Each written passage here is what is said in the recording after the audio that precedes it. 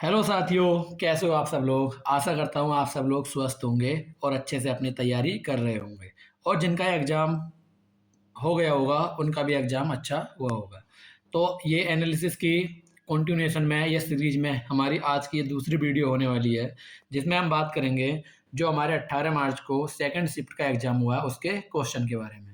तो जैसे जैसे भी क्वेश्चन आए जा रहे हैं हम आपको वीडियो प्रोवाइड कर दे रहे हैं।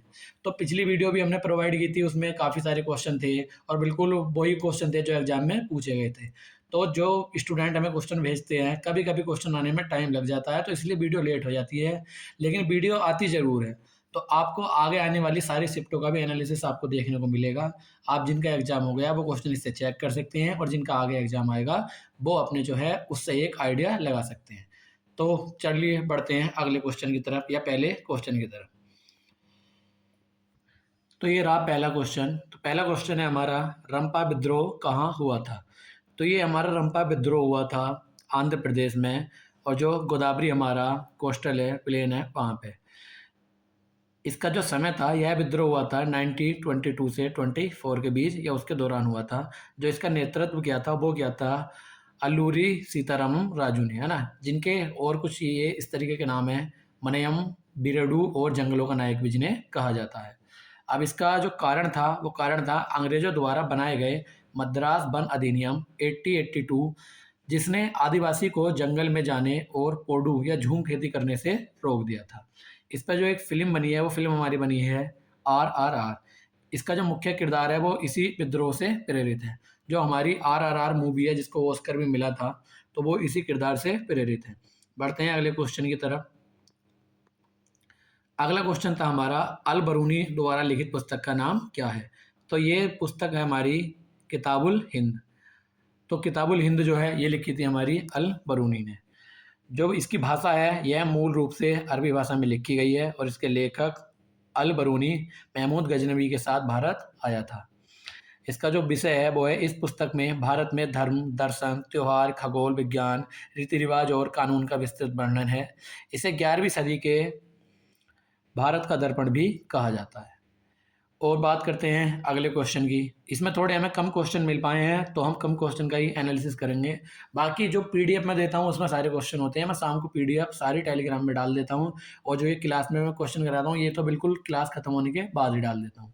बढ़ते हैं अगले क्वेश्चन की ओर। तो ये है हमारा कॉमन एडमिशन।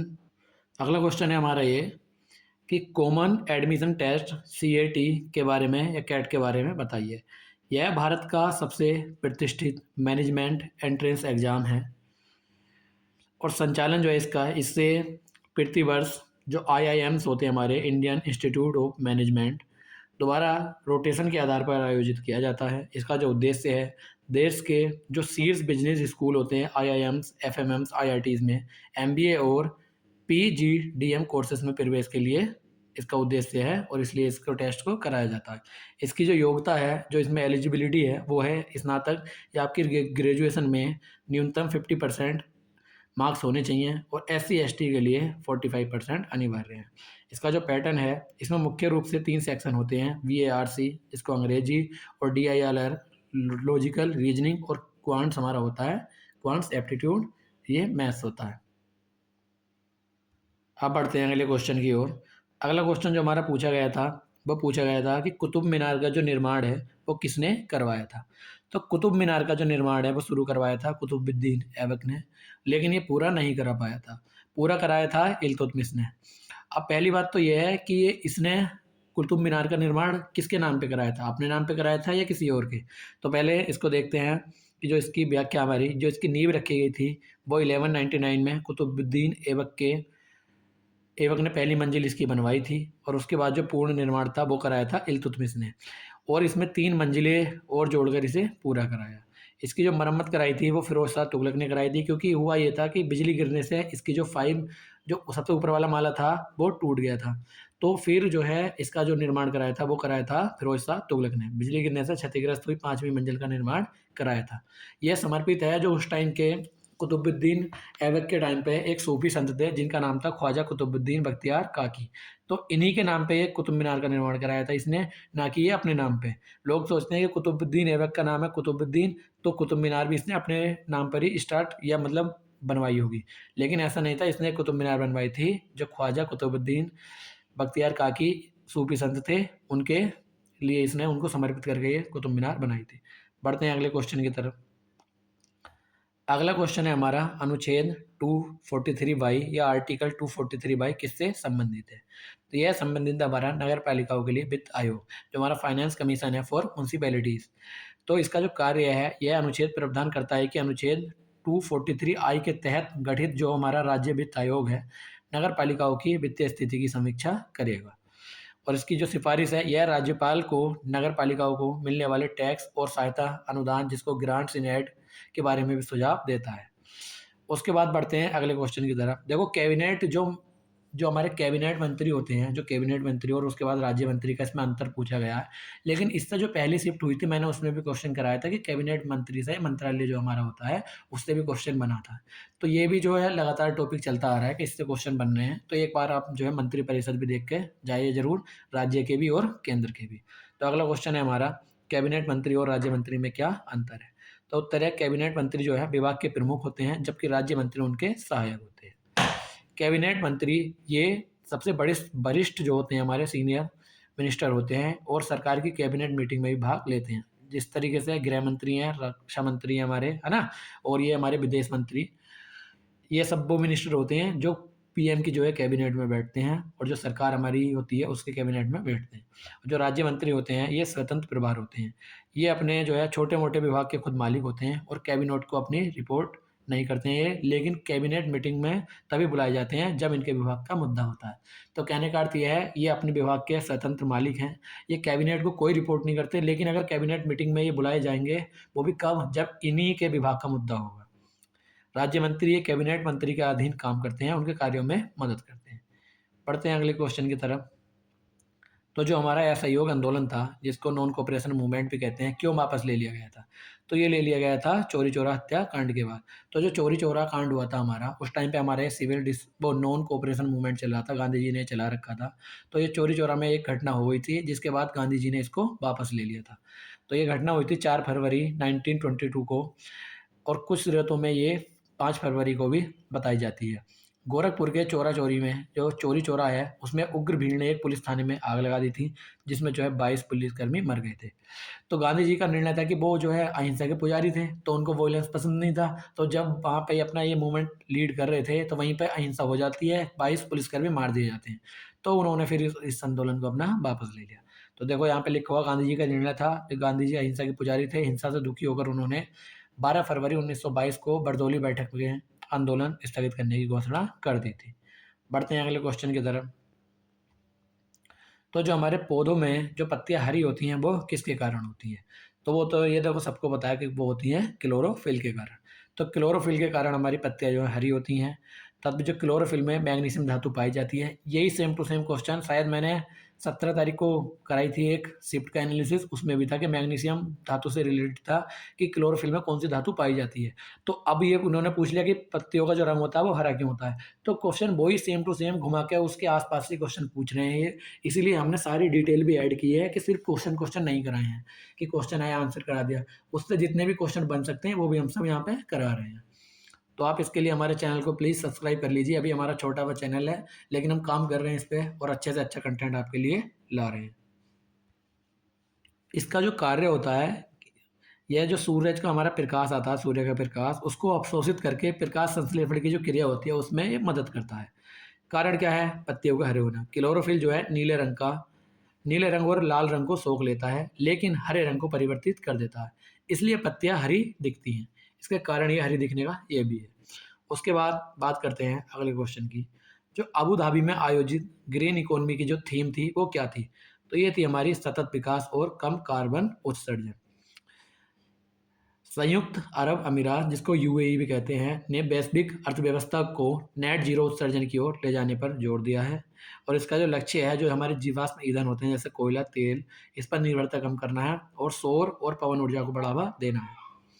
बढ़ते हैं अगले क्वेश्चन की ओर। जो हमारा बजट में एफडीआई की जो सीमा है वो 74% से बढ़ाकर कितनी की गई है। तो इसका उत्तर है 100%। बीमा, मध्यस्थों और कुछ अन्य क्षेत्रों में। तो पॉइंट हमारा बीमा क्षेत्र में पहले यह 49% थी, जिसे बढ़ाकर 74 किया गया, लेकिन हालिया अपडेट्स में कई क्षेत्रों में जैसे टेलीकॉम, एयरलाइंस में इसे 100% ऑटोमेटेड रूट के या रूट से कर दिया गया है। पियर्सन के विकल्प के अनुसार 100% सही उत्तर होगा, क्योंकि ऐसा ही पियर्सन इसमें पूछा गया था, जिसमें ऑप्शन 100% भी था। बढ़ते हैं अगले क्वेश्चन की ओर, जो हमारा गोबेकली टेपे के टी आकार के स्तंभ किस युग में या किस युग के हैं? ये हैं हमारे नवपाषाण युग के, नियोलिथिक पीरियड। बात करते हैं इसमें थोड़ी और विस्तृत जानकारी इसकी। तो जो स्थान था यह है आधुनिक तुर्की में स्थित है। इसे दुनिया का सबसे पुराना ज्ञात मंदिर लगभग 12,000 साल पुराना माना जाता है। यहाँ पत्थरों पर जानवरों की नक्काशी वाले विशाल टी आकार के खंभे मिले हैं। अगला क्वेश्चन, अनुच्छेद जो हमारा 51 है, इसमें क्या प्रावधान है? देखो डीपीएसपी से बहुत सारे क्वेश्चन बने, हर शिफ्ट में क्वेश्चन आ रहा है, हर शिफ्ट में क्वेश्चन है। डीपीएसपी को आप एक बार जरूर पढ़ के जाएं। डीपीएसपी बहुत ज़्यादा इंपॉर्टेंट इसमें एनटीपीसी के एग्जाम में अभी तक रोल बनाए हुए है। तो जो हमारा अनुच्छेद 51 है, ये है हमारे इंटरनेशनल पीस को बढ़ावा देना, है ना, जो हमारी अंतर्राष्ट्रीय शांति है और उसकी सुरक्षा को बढ़ावा देना। डीपीएसपी है राज्य के नीति निर्देशक तत्वों के तहत आता है। इसका जो उद्देश्य है भारत तथा अन्य देशों के साथ सम्मानजनक संबंध बनाए रखना और अंतर्राष्ट्रीय विवादों को मध्यस्थ से सुलझाने का प्रयास करना। बढ़ते हैं फिर अगले क्वेश्चन की ओर। तो कौन सी जो समुद्री धारा पश्चिमी यूरोप की जलवायु को प्रभावित करती है? ये वाला भी क्वेश्चन हमें अटलांटिक वाला पिछली वीडियो में भी कराया है। तो ये जो करंट हमारे होते हैं उनसे भी क्वेश्चन बनने हैं, तो उनको भी आप देखिए, ज्योग्राफी का हमारा टॉपिक है ये। तो जो उत्तरी अटलांटिक प्रवाह है, नॉर्थ अटलांटिक ड्रिफ्ट, प्रकृति यह गर्म जलधारा है। इसकी जो प्रकृति है वो गर्म जलधारा की है। जो इसका प्रभाव है यह गल्फ स्ट्रीम का विस्तार है। इसकी वजह से पश्चिमी यूरोप के बंदरगाह जैसे लंदन, नॉर्वे सर्दियों में जमे नहीं रहते हैं और वहाँ का मौसम सुहावना रहता है। इसे यूरोप का कंबल भी कहा जाता है, ये भी आप ध्यान रखेंगे। अगले क्वेश्चन की ओर अब हम बढ़ते हैं। अगला क्वेश्चन है हमारा एलपीजी वाला। देखो एलपीजी तो भर भर के क्वेश्चन आ रहे हैं। एलपीजी रिफॉर्म, बस इससे तो पूछो ही मत ना कि एक शिफ्ट में दो क्वेश्चन भी देखने को मिले। तो ये कितना इंपॉर्टेंट हमारा इकोनॉमिक्स का टॉपिक है, आप इससे समझ सकते हैं कि जो एलपीजी हमारा रिफॉर्म था, इससे रिलेटेड क्वेश्चन हर शिफ्ट में है। तो इसको एक और बार फिर से करते हैं कि उदारीकरण, निजीकरण और वैश्वीकरण, लिबरलाइजेशन, प्राइवेटाइजेशन और ग्लोबलाइजेशन, ये 3 शब्द थे जो हमारी इकोनॉमी में जोड़े गए थे। इसकी जो शुरुआत हुई थी वो 1991 में हुई थी। जो उस टाइम पीएम हमारे थे वो थे पीवी नरसिम्हा राव, और जो हमारे वित्त मंत्री थे, फाइनेंस मिनिस्टर थे doctor Manmohan Singh. One of the best या best finance minister of our country doctor Manmohan Singh. L का मतलब है लिबरलाइजेशन, लाइसेंस राज को खत्म करना और व्यापार को आसान बनाना। पी का मतलब है प्राइवेटाइजेशन, या मतलब सार्वजनिक क्षेत्र में निजी निवेश को बढ़ाना। कहने का मतलब प्राइवेट प्लेयर को भी मौका देना खेलने का। उसके बाद ग्लोबलाइजेशन, इसमें भारतीय अर्थव्यवस्था को विश्व अर्थव्यवस्था के साथ जोड़ना। जो हमारी इंडियन इकोनॉमी थी वो पहले सिर्फ हमने इस वजह से सोशलिस्ट उसको कर रखा था, क्योंकि हम पे अंग्रेज आए थे, वो भी सिर्फ बाहर की कंपनी थी, और कंपनी आई फिर वो हम पे राज करके गई। और हम इतने डरे हुए थे कि हमने किसी भी बाहरी कंपनी को बिना किसी लाइसेंस वगैरह के एंटर करने से मना कर रखा था। तो जब हमारे 1991 में इकोनॉमिक क्राइसिस हुए थे, उसके बाद ये हमारे जो मनमोहन सिंह हमारे वित्त मंत्री थे, उन्होंने ये रिफॉर्म लाए और फिर हमारी अर्थव्यवस्था को विश्व के साथ जोड़ा। अब जो है हमारी ये वीडियो में लास्ट क्वेश्चन था, ये खत्म हो गए हमारे क्वेश्चन। इतने क्वेश्चन हमें मिल पाए, बाकी और जो भी क्वेश्चन होंगे मैं टेलीग्राम चैनल पर अपने डाल दूंगा, आप उसको भी ज्वाइन कर सकते हैं। तो मिलते हैं अगली शिफ्ट के रिव्यू के साथ।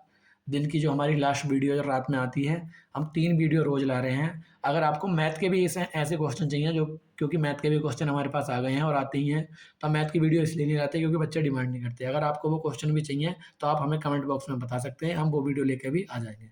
अगर आपको हमारी वीडियो पसंद आ रही है या आपको कुछ भी हेल्प मिल रही है, तो आप प्लीज़ करके हमारे चैनल को एक सब्सक्राइब कर लीजिए, इससे हमें काफ़ी मोटिवेशन मिलता है। तो आप ऐसी अपनी तैयारी करते रहिए, और आपकी जॉब में हमारा थोड़ा भी योगदान हो तो इससे हमें भी काफ़ी ज़्यादा मोटिवेशन मिलेगा। तो मिलते हैं फिर अगली वीडियो में, तब तक के लिए धन्यवाद।